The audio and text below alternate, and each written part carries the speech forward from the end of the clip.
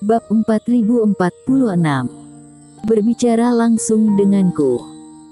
Menurut Tetua Cui sekarang, ketika kedua kelompok bertemu di Mingzu, mereka harus bekerja sama.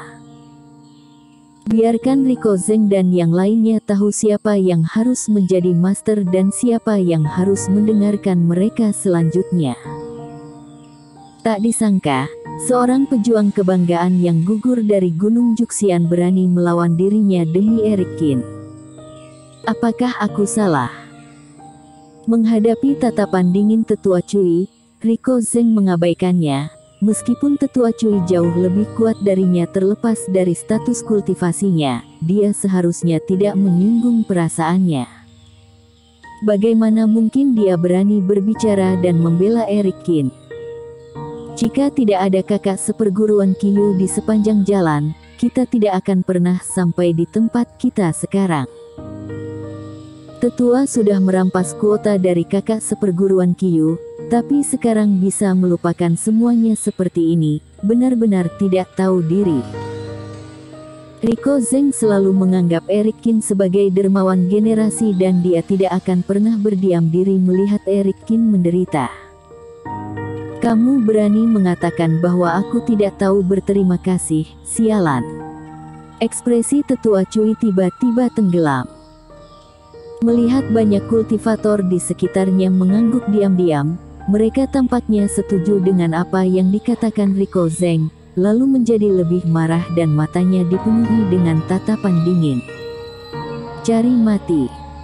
Mata Tetua Cui meledakkan cahaya dan aura paksaan meraung serta menutupi langit.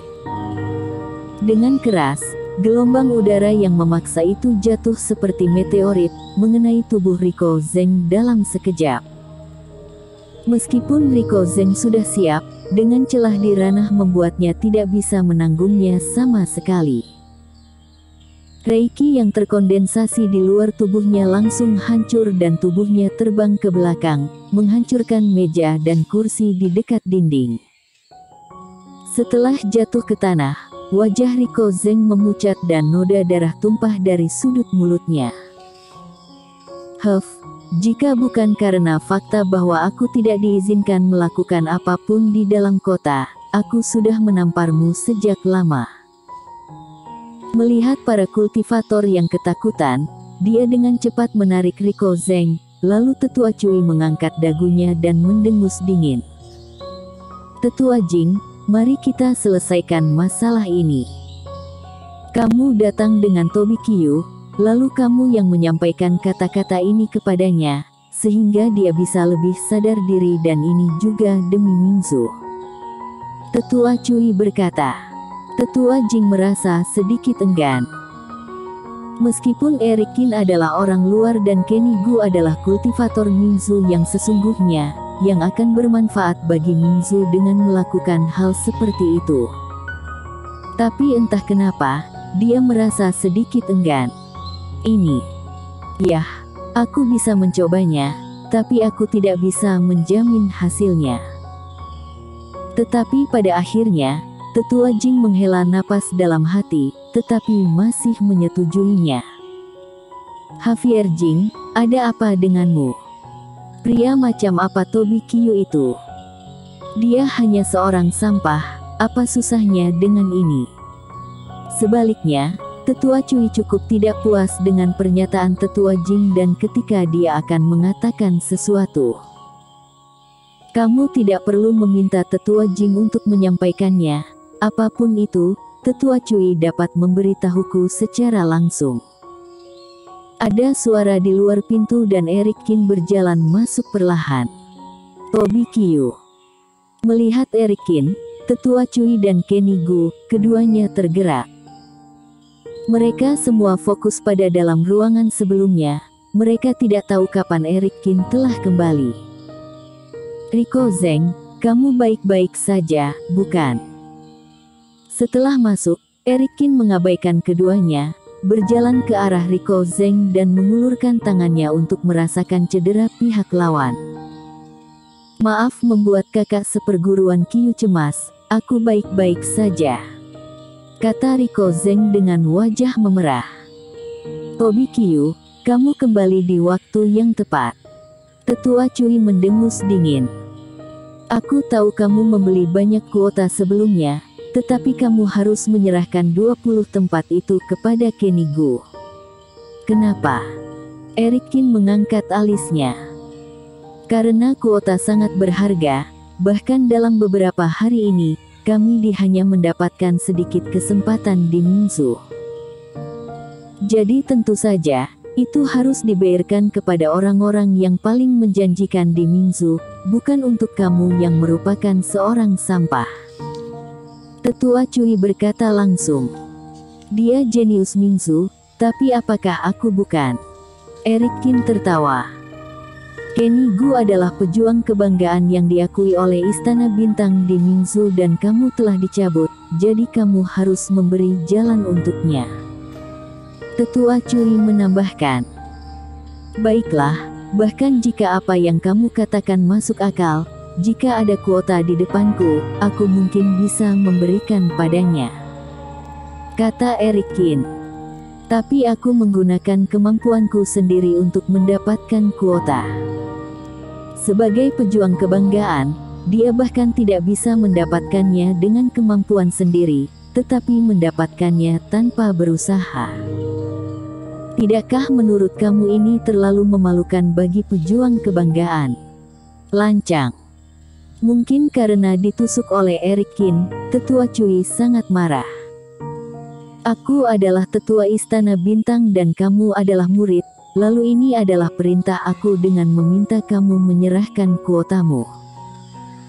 Tobi Qiu, aku tidak sedang berdiskusi denganmu, kamu tidak memenuhi syarat untuk berdiskusi denganku. Artinya, jika kamu tidak bisa berbicara dengan masuk akal, kamu akan merebutnya.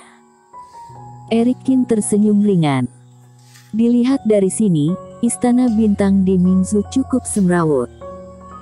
Kesempatan yang didapatkan oleh murid-murid biasa, rupanya harus diberikan kepada pejuang kebanggaan dan sang tetua justru merasa itu adalah suatu hal yang wajar. Dengan seperti ini, tidak mengherankan jika Mingzu sudah jatuh sebelum mengalami pergantian tuan istana lama dan baru.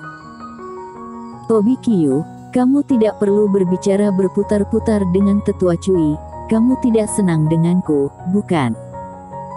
Pada saat ini, Kenny Gu yang selama ini diam, pun berdiri.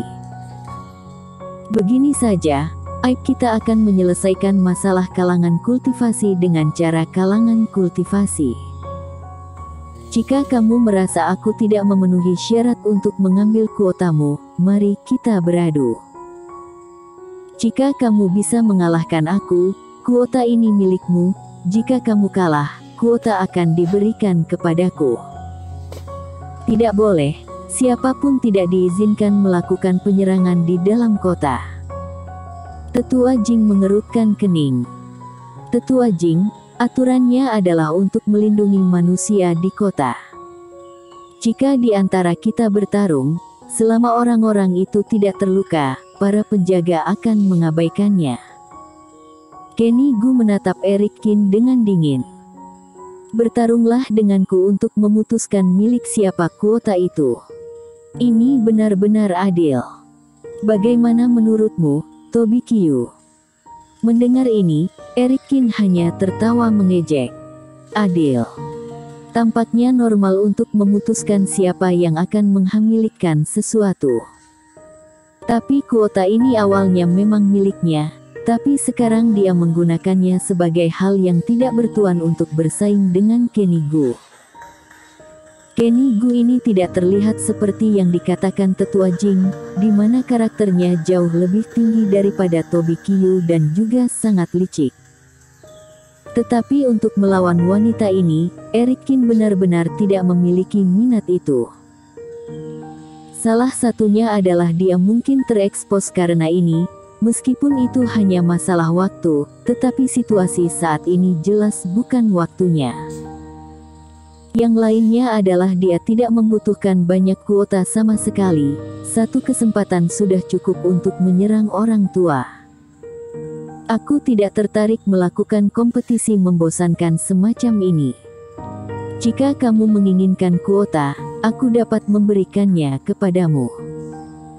Total ada 20 kuota dan aku dapat memberi kamu 19, lalu satu yang tersisa itu untukku, lalu kalian harus mengembalikan semua batu roh yang aku gunakan untuk membelinya. Eric Kin berbicara dengan ringan. Selain itu, Tetua Cui melukai Riko Zeng tanpa alasan.